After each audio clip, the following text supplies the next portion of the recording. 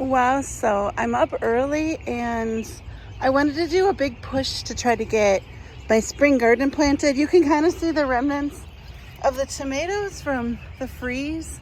There's actually tomatoes all over the place where those tomato plants froze. So I'm getting replanted and I kind of wanted to give you guys an update. I started a bunch of new plants. So like there's some black cherry tomatoes, some lunchbox peppers, melons. You can see them popping up right now. Spinach, more spinach. I can get another round of spinach.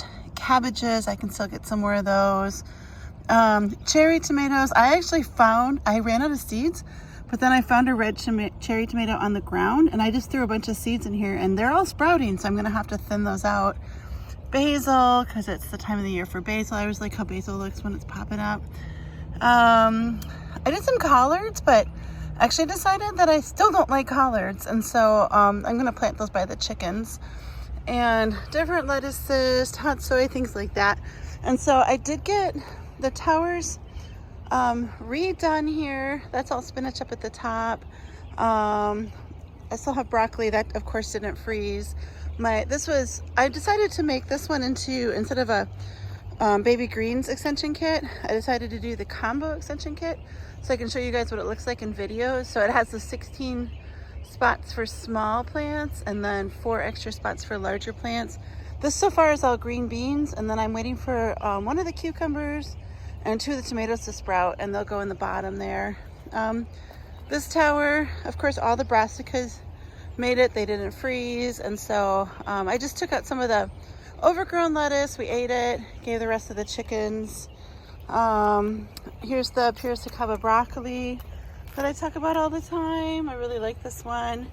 Purple cabbage, dandelion. We've been eating a lot of bok choy, and this beautiful spinach here, some strawberries and lettuce. And then I still have to finish up that tower over there. And I planted another round of sugar snaps. You can see the old plants that I've already harvested. So another round of sugar snaps here. And then this little area here, look at all the tomatoes on the ground. How sad. This little area here, this is like my melon area, but the dogs have been getting into it. So I'm gonna have to put up another like layer of chicken wire, because they like to come out here and like bury stuff in these pots and they destroy everything.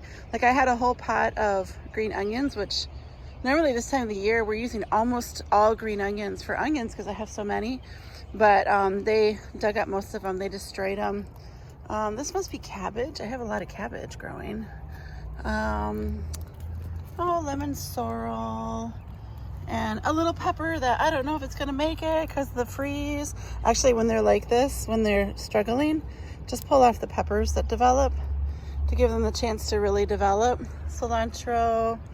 So yeah, that's the garden right now. And oh, I pulled out this giant Swiss chard, and you can see it was really getting too big. I had it in the top of the tower. It was really getting too big for that.